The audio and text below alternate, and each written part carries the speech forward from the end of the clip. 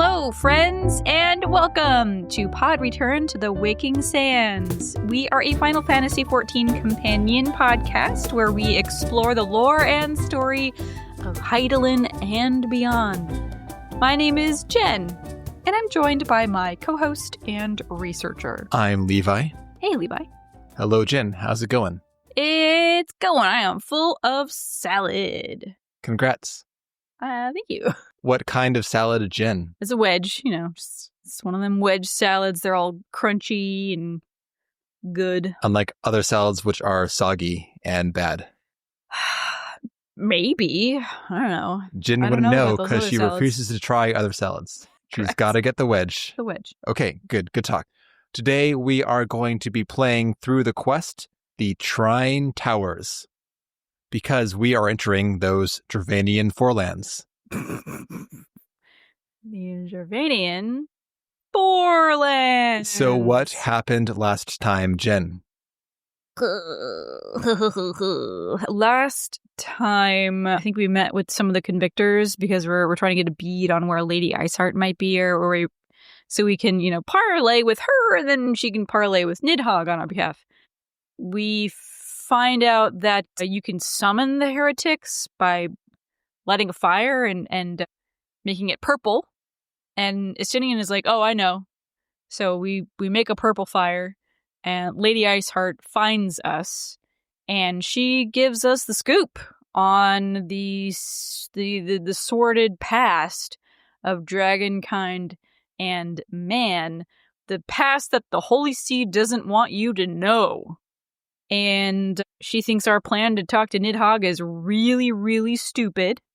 And after she tells her story, Alfino figures out there's a different great worm that we could speak to, Hraesvelgr, who featured very heavily in Lady Iceheart's story. And he's like, let's go talk to him instead. And Iceheart is like, that might also be kind of dumb, but it's less dumb than Nidhogg, so let's go. Yeah.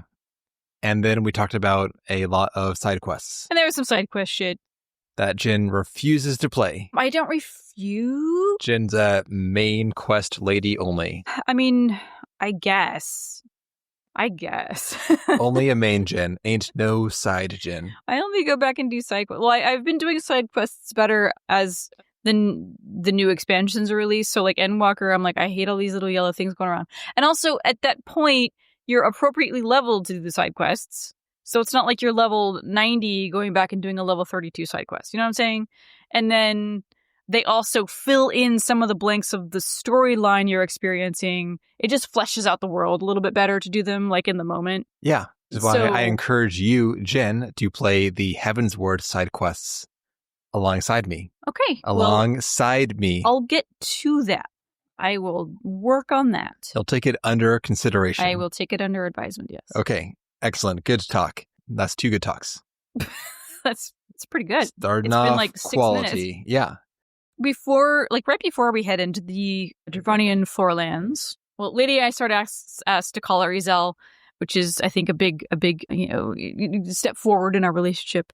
And then she remarks how funny it is that fate has brought us together as such unexpected allies, and she never thought that she'd be walking alongside the Warrior of Light. Fair. And I'm like, that's great. That was nice. I like that.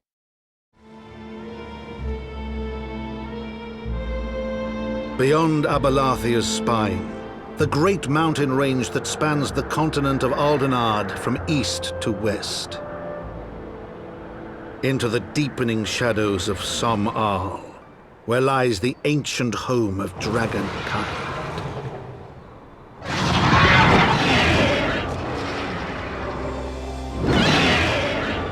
To a land where the soil slithers and the skies seethe with sinuous shapes, they came.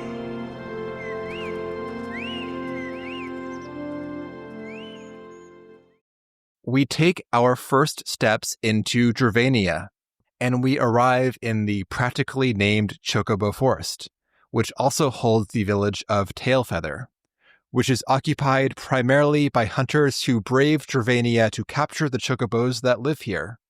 As described in the new Eorzean Geographic, these wild chocobos can be quite aggressive. And to the west of the forest is Som All, the highest peak of the Abelathius Spine Mountains, and our destination.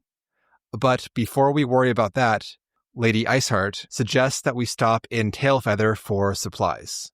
And while we're talking about, like, oh my god, so Tailfeather's here, and the Chocobo hunters live in Tailfeather, and blah, blah, blah, blah, blah. And Alfino's like, oh, that's cool. So there's, like, non-dragon people that live here. And Iselle is like, yeah, there's, like, non-dragon people here, and they do this and that. Okay, we're gonna do all this stuff, and we'll find a path over to the west and blah, blah, blah, unless there's any objections.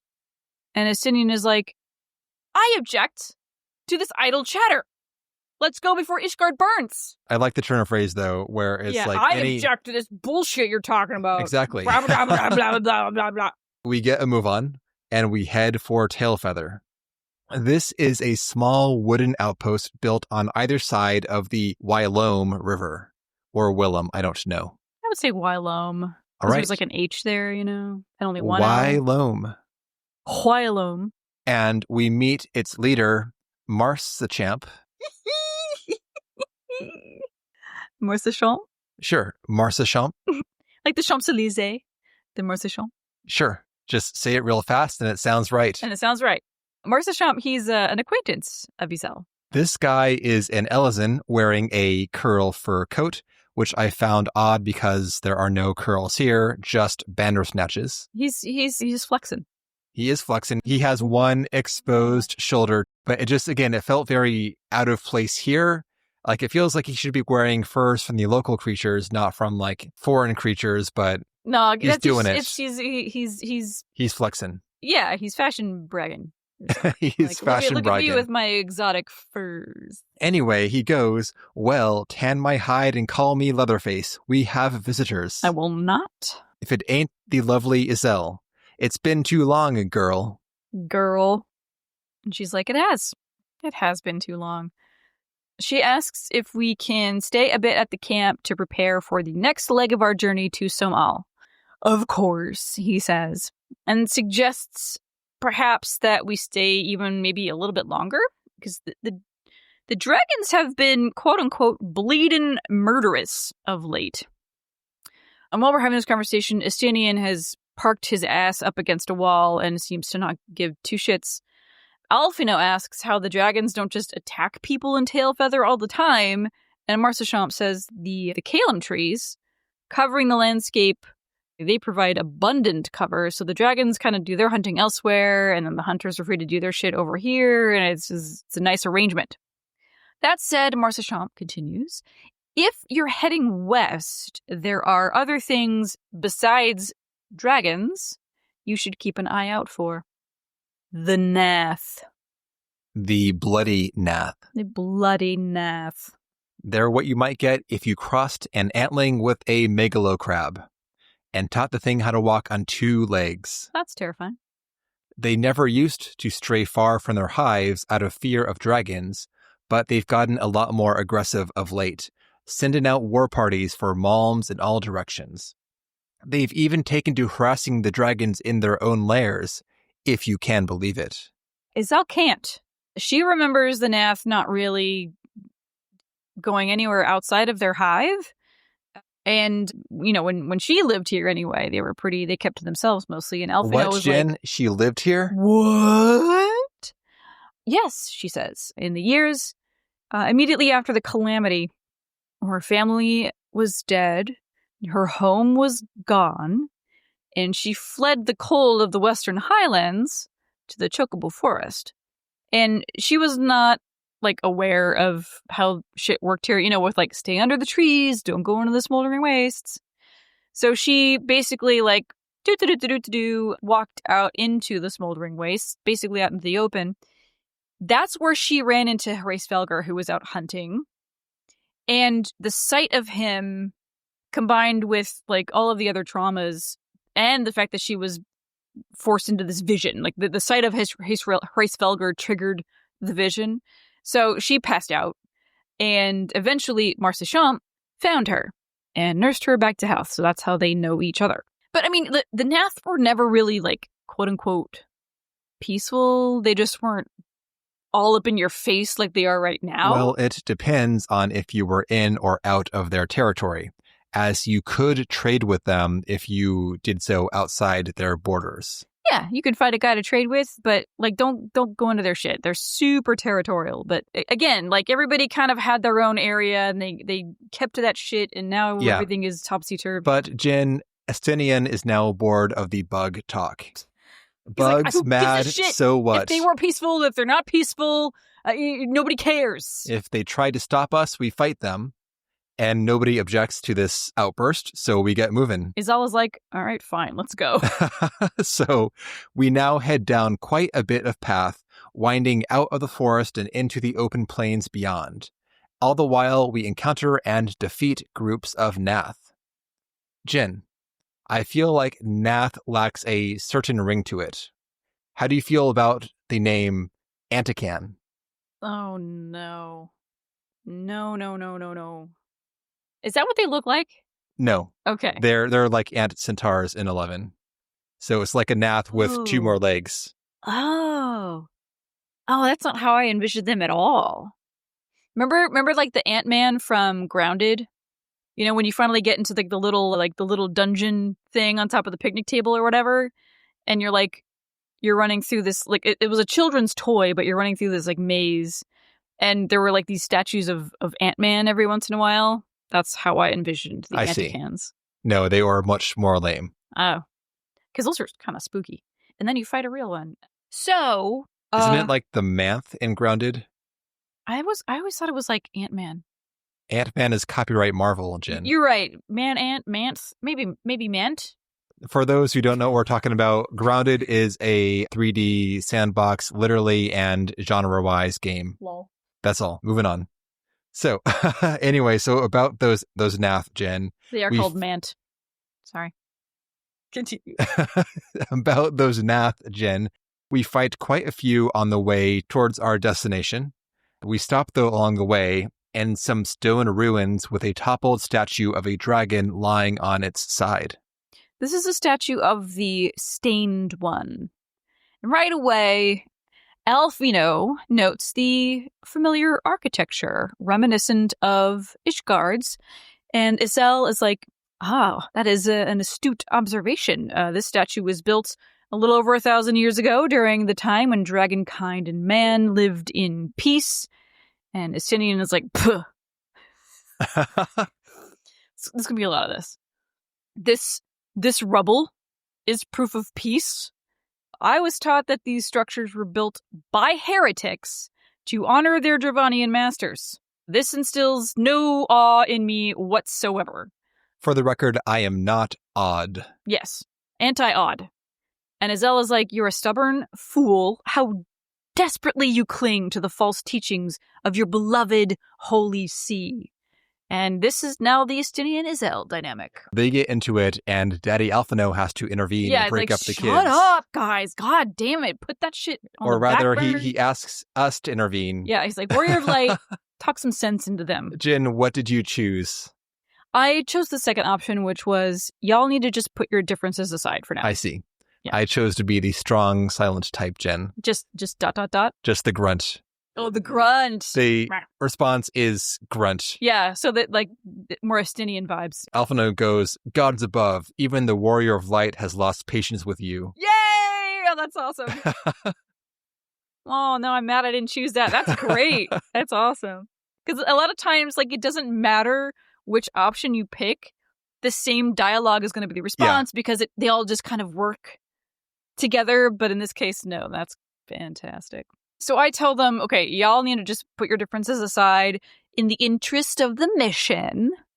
And the impending conflict, it threatens the lives of dragons and Ishgardians alike.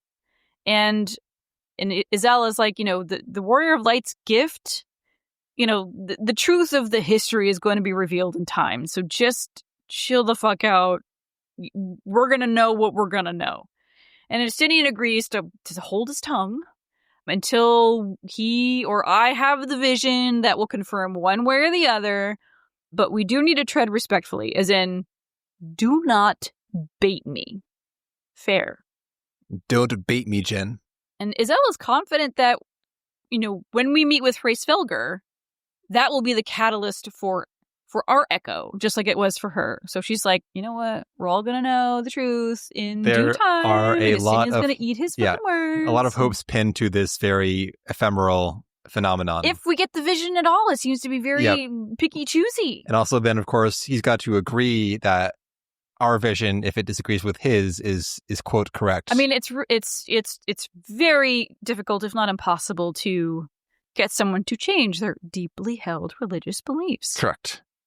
Though we did mention last time that Estinian, I mean, he is a believer, but like how much of a true believer? Because he's seen like horrors on both sides. Sure. So I feel like, if anybody's going to get swayed, Estinian, it's probably I think that for him, though, it's more the hatred of dragons versus the religious ideology that because has him going. He has personal trauma related to what Dragonkind did to him and his family and his entire village. Yes. And then, he's Asgardian to boot and all of that, Yep. all that bullshit. All of that bullshit. Complicated. So anyway.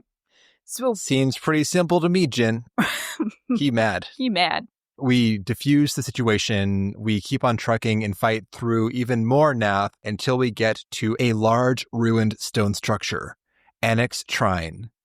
This is the roost for Hraesvelgr's kindred, but we don't get to experience it just yet. Because after battling through wave upon wave of gnath, we are refused at the gate by a great white-scaled dragon, Vidofnir. Indeed. I mean, before we head in, Iselle is like, don't do anything. Let me do all the things. And the dragoon needs to keep his lance on his back. Okay. And Estinian is like, I gave my word to the Warrior of Light that I wouldn't. I'm not going to start any fights. But I will finish them. And Iselle is like, motherfucker. So we walk into this massive column, this massive tower of ancient stone. Iselle calls out, Vidofnir! And immediately the large white dragon descends. And she's like, oh, it's little one. At first glance, I thought you were a gnath. A good thing I checked again, otherwise you would be ash. And they have a little laugh, it's very funny dragon humor. So Iselle is like, I'm so glad to see you. It's been too long. However, we are here under very kind of dire circumstances. Iselle catches Vidofnir up on our mission, that we seek Hraesvelgr's help in a parley with Nidhogg. And Vidofnir, she's like, okay, you want me to ask my dad to talk to his brother about not attacking Ishgard. That's pretty bold of you, considering your travel companion possesses Nidhogg's stolen eye! Please enjoy that clipping. And she roars in defiance in front of Estinian. And Estinian is like, you will settle the fuck down, dragon, or I will also take your eye. And then there's like, yeah, you want to go? You want to fucking go? And Iselle is like, I swear to God. But she does it very professionally. You forget yourself, sir. We're here on a mission of peace. And he's like, rah, rah, rah, rah, rah. So, thank God Iselle and Vidofnir are of extremely high emotional intelligence here, because they kind of like, okay, ignore this man. So we ask Vidofnir to open the way to Som-Al so that we can speak to Hraesvelgr ourselves in person with our own words. Vidofnir, please. We must be allowed to convey our intentions to Hraesvelgr in person, with words of our own choosing. Grant us this favor, and open the way to Som-Al. Thou hast ever been welcome, little one. But I cannot grant thy wish. I am bound to remain here, and protect my kin from the Gnath's god.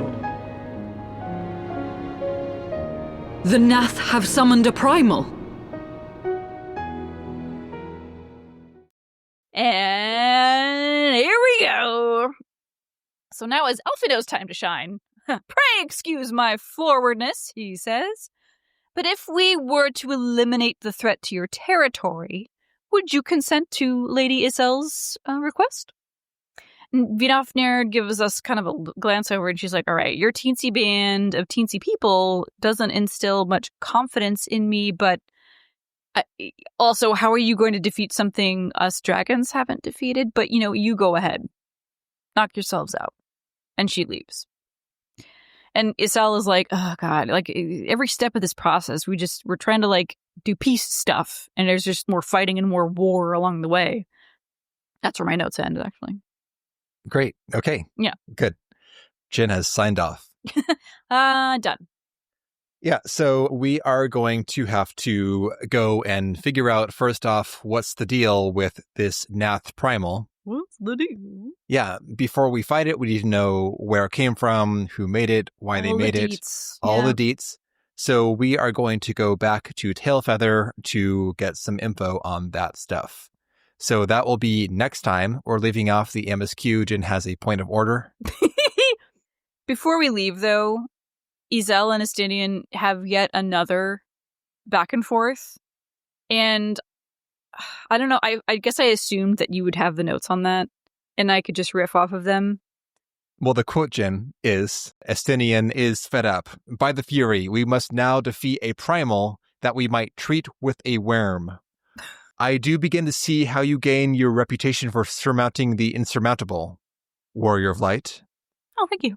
Izel goes, so the Gnath have summoned their god, and thus the mystery of their newfound belligerence is laid to rest. And Estinian shoots back now, are you not glad? I thought you would applaud them for summoning a primal to further their own ends. After all, you did. Oh! Insert, regular show. Oh! Yeah, insert that. Right there. She goes, no, actually, I did it for peace, not for war, so it's different. Yeah, like, oh, God, he's so snarky. He is just on fire right now. He gives no fucks, which is why we love him. So I love Izel, but like, the dynamic between these two right now is just giving me life. Nice. We head back to Tailfeather to learn more about this situation. That is where we leave off for the MSQ for today. But we have a side quest roundup, Jen. Side quest roundup? Because there is a lot going on in Tailfeather. What's the drams? Side quest roundup. Kucha. Could be a whole other show. God damn it. Actually, probably yes. Sure, but it's a companion to the companion. A lot of them are like, all right, go kill like 3 crawlers because they're eating my crops. I mean, yes, but also there are some that are very poignant. And if you do like 6 of them, you still get. And we talk about the poignant ones here, Jen. All right, then go. Do it. I'm trying. Go. If I'm allowed to. I'm trying, Jen. Go. We go back to Tailfeather, and there's lots to do on the side. We go, what up, Marcia Chomp? Marcia Chomp. You don't do the puh. You don't do it. It's like Fortin. Marcia Chomp. Marcia Chomp. I just said that? Yeah, exactly. Thank you. I was just saying it back. You got it. Moving on. Marcia Chomp wants us to help out in Tailfeather, obviously. First off, he wants us to go and check in on some hunters' camps. So we go run around and have some adventures. Most quests here, as is on brand, are pretty whatever. Go check some traps, I guess, or like go kill some bandersnatches because they bad. Nothing special there. But there are a few moments in the kind of like the quest wash that are informative for the big side quest in this area. So we learn through doing these side quests that the main creatures that prey upon the chocobos are the cat-like bandersnatches. They are their natural predators. And we learn that the hunters have a responsible hunting code. They are not allowed to capture babies or capture nesting mothers. There's a bit where a hunter has a chocobo in a cage who is freaking out, and we go look around and we find out that she left a nest full of eggs behind. So he goes, well, shit, gotta let her go. And then he lets the chocobo mother go back to her babies. Good. So that's good. The stage setting stuff. All right. But the main event, this is a quest from a senior hunter named Lupard, who has heard that we are hot stuff. Lupard. Okay, great. Like Lupard, but not loop hard. Yes, Lupard. He goes, you might think us hunters have the easy end of the deal, but you'd change your mind quick enough the first time a dragon breathes down your neck. Add to that all the hungry beasts looking for an easy meal, and you'd be right to doubt the sanity of the whole camp. That's why most hunters in the Dravanian Forelands are either them that are just trying to escape their pitiful lives back home, or them that are crazy enough to get enjoyment from risking their necks every day. But there are some here who are just here for a quick bucketful of gill, chasing the golden chocobo, so to speak. Ain't that right, Kietana? And he nods to a nearby Mikote who is loitering in the area. And she goes, yeah, you've got that right. I'm here to bag the biggest chocobo Eorzea's ever seen. Oh my god. So Lupard goes on to explain that the hunters here are always expected to have a partner, but he has not yet found one for Kianta. So he asks us... Is that the same person?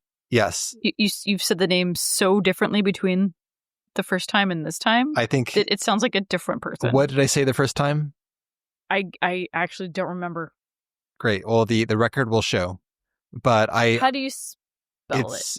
This is obviously a bunch of letters mashed together. Yeah. As are some Mikote names. Yeah. But this, I think, is Kianta.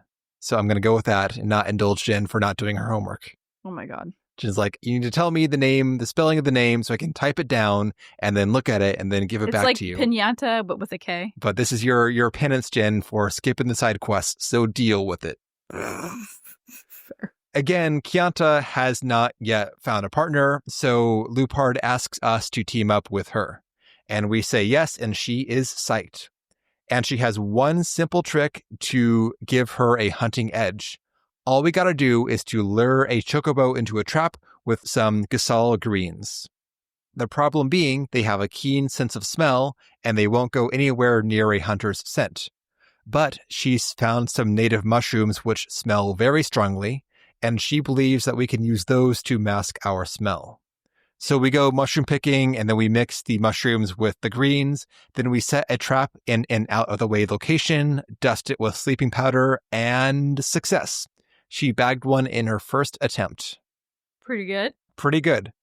So now that she's been proven, Kianta's partnership prospects increase. Other hunters think that she has what it takes, and the first pitch comes from another novice, Gisal. Yes, like the Gisal Like the greens. Exactly. That's what he says. So we take the two of them on a trial hunt. We do first, though, a round of introductions because Gisal is pretty shy. He goes, well met, I'm Gisal, like the Gisal green. I came to Tailfeather in hopes of making my fortune. I don't plan on going home empty-handed. With Kianta as my partner, we'll catch a chocobo that'll have those snobby-ish guardians groveling at our feet, right? And she goes, yikes. But sure, we'll give him a shot, even though he's got weird energy. So they go out, and I find Kianta, and she has lost track of her prospective partner, though. Well. So we go off looking for him, and he's way away from the hunting grounds with a chocobo hatchling. And Kianta goes like, what the fuck, man? But Gisal is fixated on this hatchling.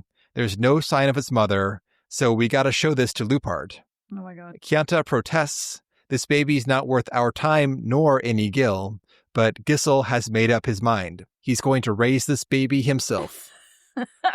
So we go back to camp, and Lupard goes, okay, you're not allowed to capture chicks, but this one seems to be missing its mother for real, so I'll make an exception. Gisal decides to abandon the hunter's path and become a stable hand so he can parent this baby. Aw, well, sometimes you just stumble into your career. Exactly. So Kianta goes, welp, guess that's fine, but I'm still partnerless, so we move on.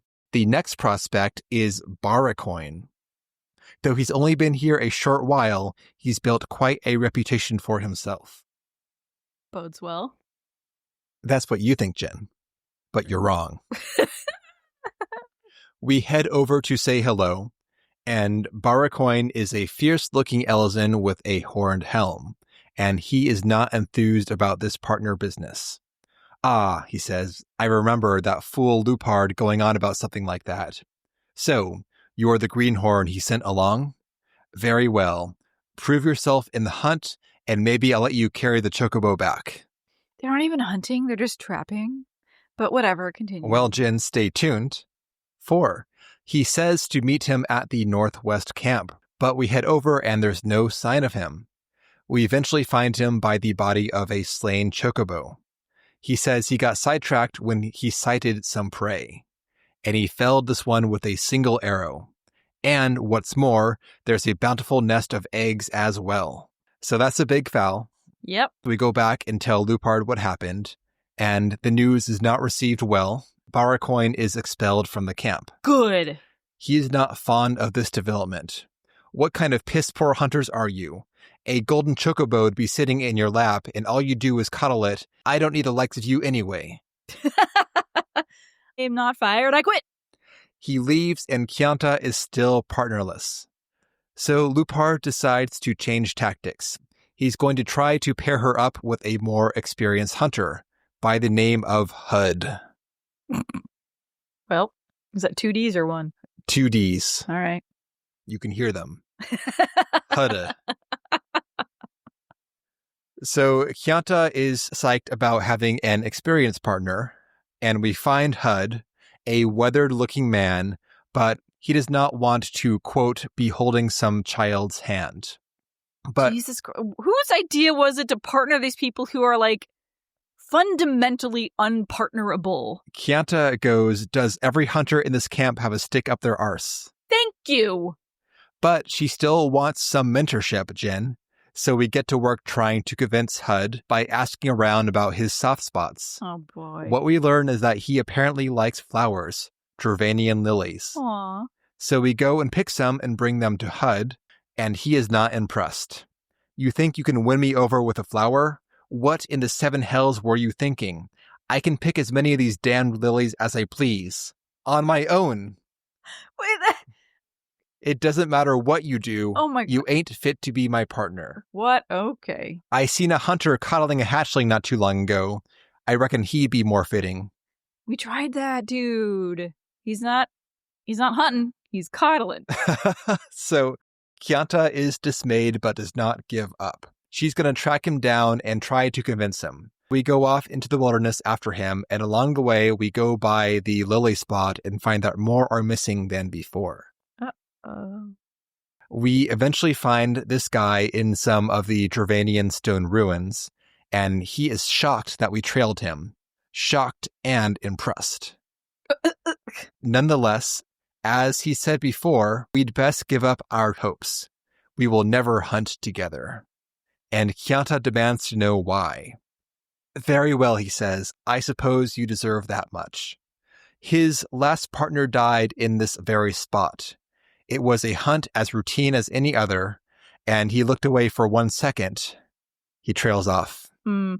He can't bear such a loss again. Aww. His next partner can't be someone who will die on him. But Chianta, she's still half a child.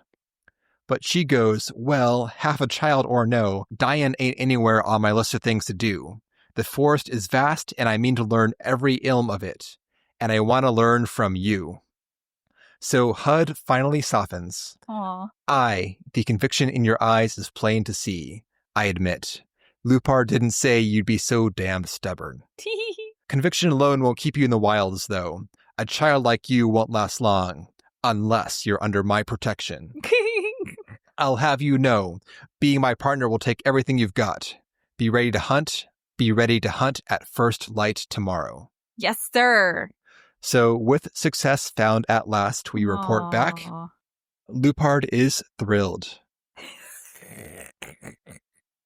Everybody's hearts grew 3 sizes that day. With Hud's hard-headedness and Chianta's hunting instincts, they will make a perfect match. And that's that, Jen. That's very cute. Yeah. That was great. That's what you're missing. You're right. I mean, I know I'm missing shit. Some really excellent little stories. Yeah. Some little amuse-bouches out there. Indeed. That is it for the day. Any final thoughts from you, Jen? Nope, looking forward to the new Primal. Yes. And also more Estinian in general. Yes, and yes, both are coming. So next time, will be all about them gnaths. It'll be a gnath-tastic episode. Thank you. Dropping in a quick announcement here. Due to some travel plans, we were planning to take 1 week off this month, but long story short, due to the amount of stuff going on, prep, etc., we're actually going to have to take a second week off this month. So we will space out our backlog such that there are 2 1-week gaps versus a 2-week gap. But either way, though, there will be 2 skip weeks for us. But we will be dropping 1 episode from the Patreon archives during one of those weeks, so please enjoy that.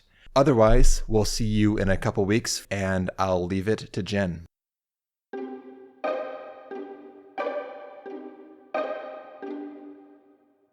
And that will do it for today's episode. Thank you all so much for listening, and thank you all for being nasty. If you want to get in touch with us, you can at podreturnffxiv@gmail.com. You can find us on Blue Sky at podreturnffxiv. Check the show notes for our Discord. Get in there and talk about, literally anything. You could sign up for some of our group runs. We've got, a Baja team going on a couple times a week. There's stuff happening, and everybody's so awesome, and we would love to have more awesome people. Last but not least, our Patreon, patreon.com/podreturnffxiv. And for $1 a month, you get access to all the other stuff that we do. That includes the seasonal events from Final Fantasy XIV, our Final Fantasy XI series, Vana'diel Van Splainer can be found there. We have episodes about the newly released tabletop RPG, and check it out. And a big thank you to all of our patrons. Patrons. Big thank you to all of our patrons. I feel like It's just patron. I know. What? Because the site is called Patreon. No and shit. You're doing it weird. Shit. All right, and a big thank you to all of our patrons. Patreons. One of those. We love you. And with that, we hope you enjoyed the episode. Have a good day or night, and we will see you next time.